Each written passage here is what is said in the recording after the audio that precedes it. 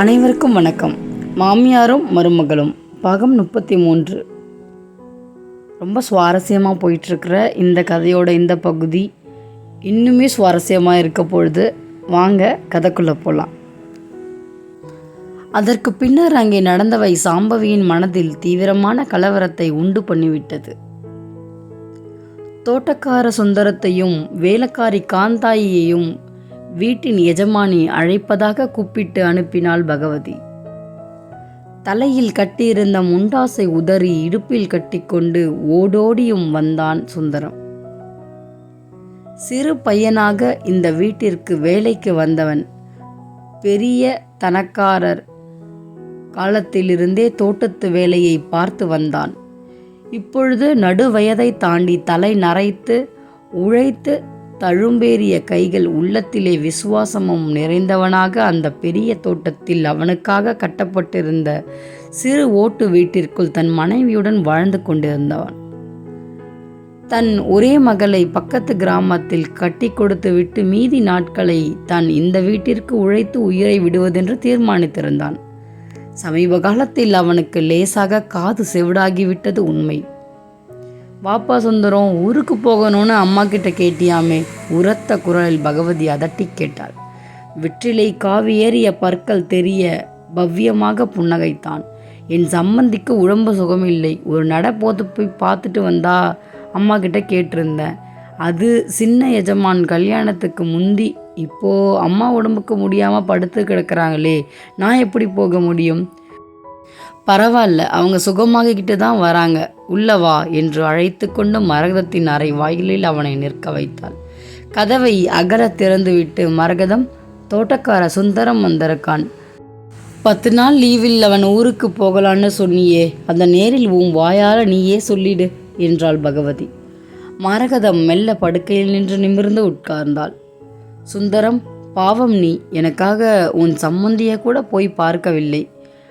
அது நியாயமில்லை.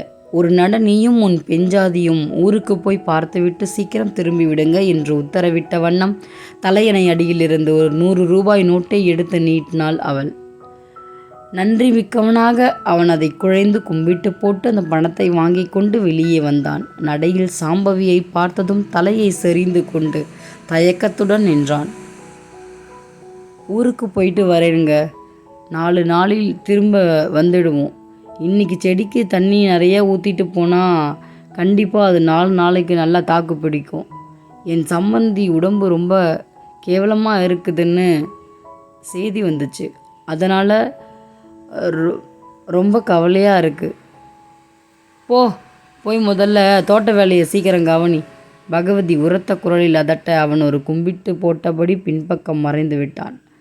அடுத்ததாக காத்தாயி அங்கே வந்து நின்றாள். சமயபுரத்துக்கு வேண்டுதலை ஒரு 4 நாள் லீவ் வேணும்னு கேட்டிருந்தியாமே?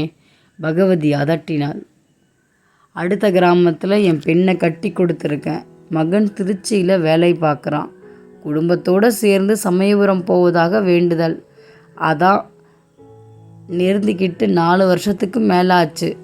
என் பேத்திக்கு போன வருஷம் தட்டம்மை போட்டதுனால ரொம்ப தடபுடலாச்சு. சாமி குத்தமாச்சுன்னு மனசு சங்கடப்பட்டது. அம்மா கிட்ட ஒரு வாட்டி சொன்னேன், போகலாம், ஒரு சின்ன ஐயா கல்யாணம் கூடியிருக்கு, அதுக்கப்புறம் போகலாம் அப்படின்னு சொன்னாங்க. கவலைப்படாத, கை கொடுக்க பொண்ணு இருக்கா, நாங்கள் இது எல்லாத்தையும் பார்த்துக்குறோம். சின்ன எஜமானர் ஊர் திரும்புறதுக்குள்ளே நீ போய் உன்னோட வேண்டுதலை முடிச்சுட்டு வந்துடு என்று உத்தரவிட்டு அவளையும் மரகதத்தின் அறைக்கு நெட்டி தள்ளி கொண்டு போனாள் பகவதி. சொல்லு மரகதம், தெய்வ குத்தோன்னு இவ வேதனைப்பட்டுக்கிட்டு வேலை செய்கிறாளோ என்னவோ என்னன்னு தெரியல. உனக்கு இன்னும் ஆகலை, அதனால் சீக்கிரமாக இவ குடும்பத்தோடு போய் சுவாமி காரியத்தை முடிச்சுட்டு வரட்டும். என்ன சொல்கிற என்றாள் பகவதி.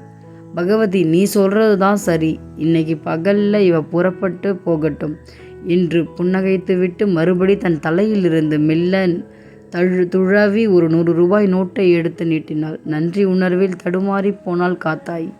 நான் அப்படியே செய்கிறேன் அம்மா. மாரியாத்தலை கும்பிட்டதும் உடனே பஸ் ஏறி இங்கே பறந்து வந்துடுறேன். தன் புடவை தலைப்பில் முடிந்து கொண்டிருந்த பணத்தை அவிழ்த்து அதிலிருந்து 1 ரூபாய் நாணயத்தை அவளிடம் கொடுத்தாள். காத்தாயி, மறக்காம இதை மாரியாத்தாளின் உண்டியல்ல போட்டுடு என்றார். அதை வாங்கி கண்களில் ஒத்திக்கொண்டு காத்தாயி அறையை விட்டு வெளியே வந்தாள். மரகதம், இவங்க 2 பேரையும் இன்னிக்கே வீட்டை விட்டு போக செய்தது நல்லதா போச்சு. இவங்க இருந்தால் நம்ம சாம்பவியை வற்புறுத்தி வெளியேற்றணும் அப்படின்னு பார்த்திபனிடம் சொல்லி பெரிய வம்பை கிளப்பி விடுவாங்க என்று என்ன சொல்கிற? என் ஏற்பாடு சரிதானே? ஆமாம் என்று தலையை அசைத்து புன்னகைத்தாள் மரகதம். நடையில் நின்று கொண்டிருந்த சாம்பவியை பார்த்து காத்தாயி மகிழ்வுடன் புன்முறுவளித்தாள். பெரியம்மாவை நல்லா கவனிச்சுக்கோங்க. இன்னைக்கு பகல் வேளையில் நான் ஊருக்கு புறப்படுறேன். ஆனால் சீக்கிரம் திரும்பிடுவேன் என்றாள். அதான் சொல்லிட்டியே, போய் மடமடன்னு காரியத்தை கவனிக்காமல் பேசிக்கிட்டு நின்னா என்ன அர்த்தம்? பின்னால் வந்த பகவதி அதட்ட காத்தாயி அங்கிருந்து மாயமானாள். வீட்டார்களுக்கு பகல் உணவை தயாரித்தபடி அடுப்பு மேடை அருகே நின்று கொண்டிருந்த சாம்பவிக்கு ஒரே குழப்பம். ரசத்தில் உப்பு போட்டோமா, குழம்புக்கு காரம் போதுமா என்று நினைவின்றி அவள் சஞ்சலத்துடன் வேலை செய்து கொண்டிருந்தாள். தோட்டக்காரனையும் அவன் மனைவியையும் காத்தாயையும் வீட்டின் மருமகளையும் அப்புறப்படுத்திவிட்டால் நோயாளியாக மரகதம் உதவியற்ற நிலையில் தங்களது தயவிற்கு காத்திருக்க வேண்டும். மாயாவை மருமகளாக ஏற்று நாசுக்காக ஒதுக்கி கொண்ட மரகதத்தை பழிவாங்க இதுதான் தருணம் என்று பகவதி போட்ட திட்டமா இது? யாரும் இல்லாத சமயம் மரகத்திற்கு அவள் ஏதாவது தீங்கு செய்து விட்டால் இதை பெரியம்மா அலமேலுவுக்கு தெரியப்படுத்த ஒரு சில நிமிஷங்கள் கிடைத்தால் போதும். புலியும் சிங்கமும் போல பகவதியும் அவள் மகளும் அவளுக்கு அச்சத்தை தந்தனர். வீடு ஒரு சிறை போல் ஆகிவிட்டது. தோட்டத்தை பார்க்க போவது போல பின்பக்கம் சென்று புழக்கடை கதவை திறந்து கொண்டு வாய்க்கால் கரை ஓரம் ஓடிச்சென்று பெரியம்மா வீட்டில் சரணடைந்து விட்டால் தோட்டத்திலிருந்து கறிவேப்பிலை கொஞ்சம் பறித்து கொண்டு வர சென்றது போல நழுவி சாம்பவி திடுக்கிட்டு போனாள். பகவதி மிகவும் கெட்டிக்காரி. தோட்டத்து கதவை சாத்தி முன்கூட்டியே பூட்டி விட்டிருந்தாள். ஐயோ, இப்பொழுது நான் என்ன செய்ய முடியும்? டாக்டர் வைத்தியலிங்கம் அந்த கடிதத்தை பார்த்திருப்பாரா? ஒரு முட்டாள் காரியம் செய்து விட்டேனே. பார்த்திபனுக்கு கடிதம் எழுதிய அதே சமயம் டாக்டருக்கு ஒரு தனித்தாளில் 2 வரிகள் வீட்டின் நிலைமையை விவரித்து உதவி கோரி எழுதியிருந்தால், மருந்து பெட்டிக்குள் போட்டிருந்தால், இந்நேரம் அவர் அவளுக்கு ஏற்பட்டிருக்கும் கஷ்டங்களை தெரிந்து கொண்டு பெரியம்மாவின் துணையுடன் ஊர் நாட்டாமைக்காரரின் தயவுடன் வந்திருப்பாரோ? புத்தி கலங்கி குழப்பத்திலே திகைத்து போயிருந்த அவளுக்கு அந்த எண்ணம் தோன்றாமல் போனதை கடவுளே. பலபலவென எண்ணி தொண்டையை இறுக்கி துயரத்தை அடக்க மாட்டாது அடுப்பு மேடையை ஆதரவாக பிடித்து கொண்டு அவள் விசும்பினாள். வீடு முழுவதும் வேட்டை நாயைப் போல சுற்றி வந்த பகவதி சமையல் அறைக்குள் எட்டி பார்த்தாள்.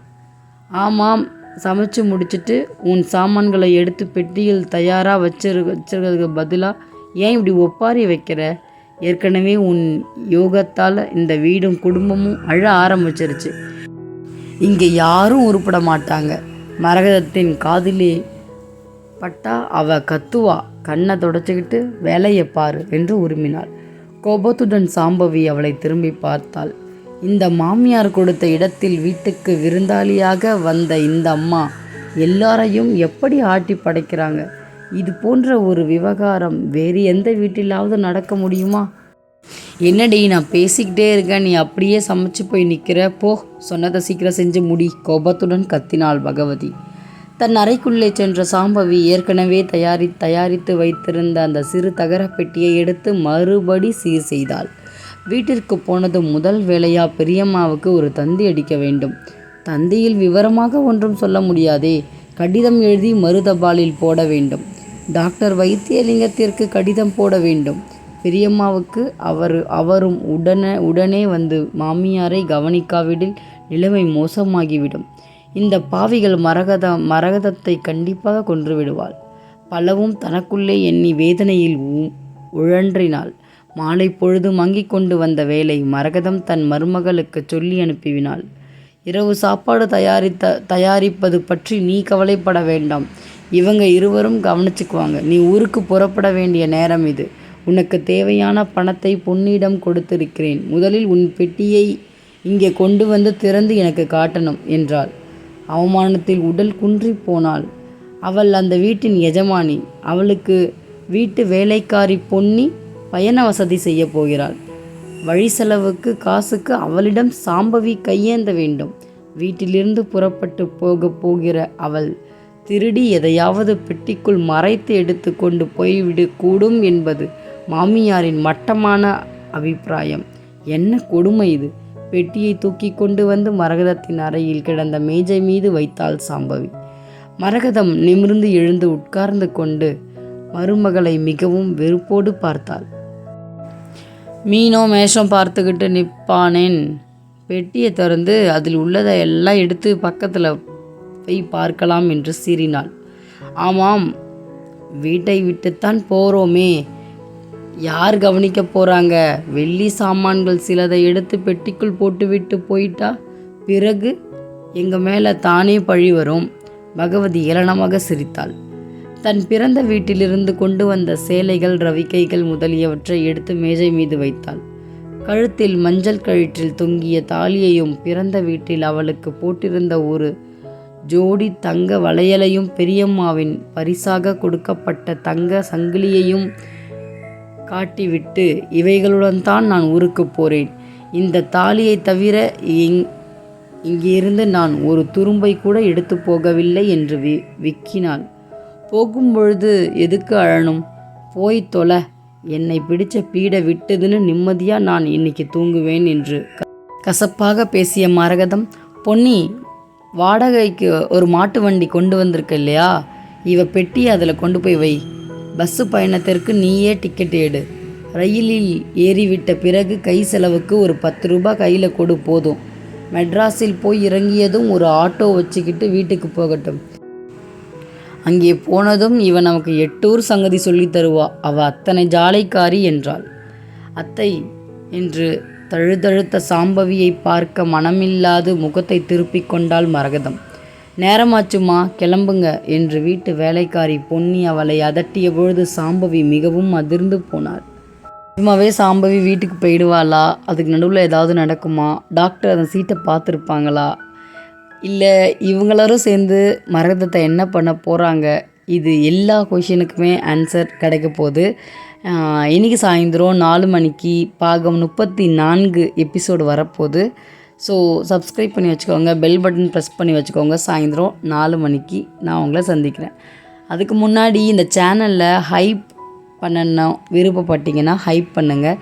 கண்டிப்பாக கமெண்ட் செக்ஷனில் உங்களுடைய கருத்துக்களை பதிவிடுங்க.